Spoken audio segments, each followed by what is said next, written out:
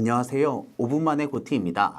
이번 영상은 습관을 하면서 왜 지루해야 되는지에 대한 이야기를 해보려고 합니다. 지금 이때쯤 있잖아요. 10일 전후가 될 때가 습관이 되게 지루할 때거든요. 매일 해도 크게 달라지는 게 있는 건 아닌 것 같고, 무엇보다 이렇게 반복하는 것 자체가 지루합니다. 습관이 매일 큰 변화가 있는 건 아니기 때문에 더 그럴 수 있는 거죠.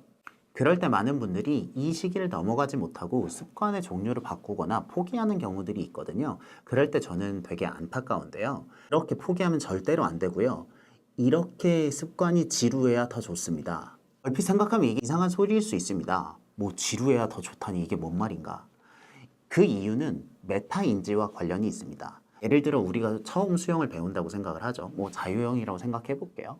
처음에는 각 동작을 익히는데 정신이 없습니다. 그래서 각 동작별로 어떻게 해야 좀 더 정확하고 효율적인 결과물이 나올 수 있을지에 대한 고려를 전혀 할 수가 없습니다.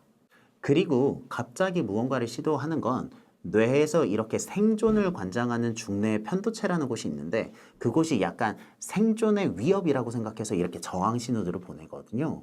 그렇기 때문에 안 해본 걸 해보느라 정신도 없거니와 내부적으로는 저항도 하니까 일말에 여유가 없는 겁니다. 조금 더 지루할 틈이 없는 것이죠. 그래서 무언가를 처음 시작할 때는 되게 재밌다고 느껴질 때가 많습니다. 그러다가요, 점점 시간이 지나고 동작이 익숙해지잖아요. 그러면 조금씩 지루해지는 겁니다. 왜냐하면 기본적으로 반복을 하는 것들은요, 뇌에서 이미 익숙해졌기 때문에 자동화를 돌리는 거고요. 이제 뇌에서는 그 남은 여유를 가지고 내가 하고 있는 동작들을 살필 수 있게 되는 겁니다. 이걸 교육학에서는 메타인지라고 하거든요. 내가 어떻게 활동을 하고 있는지 스스로 판단을 할 수 있는 눈이 생기는 거죠.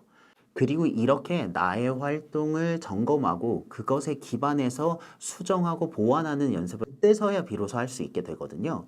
이러한 연습은 의도된 연습, 즉 deliberate practice라고 해서 우리가 흔히 알고 있는 1만 시간의 법칙의 원조격이죠.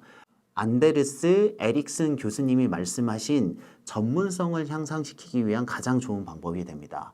즉, 자신의 활동들을 스스로 성찰하고 점검하고 그에 기반하여 좀 더 개선된 연습을 하는 것. 이것이 전문성을 향상시키는 최고의 방법이라고 하거든요. 그래서 습관을 할 때 꼭 지루해야 됩니다. 지루해야 자신의 습관을 돌아볼 수 있는 여유가 생기는 거거든요. 그렇게 해서 내가 현재 하고 있는 습관이 이때 하는 게 맞는 것인가? 이 정도로 하는 것이 맞는 것인가?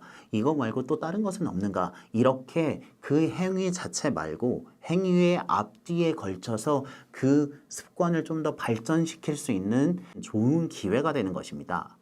만일 내가 습관을 하는데 이런 지루함이 없다. 그러면 아직 그 동작이 익숙해진 게 아니에요. 그러니까 지금은 지루할 틈이 없는 거죠.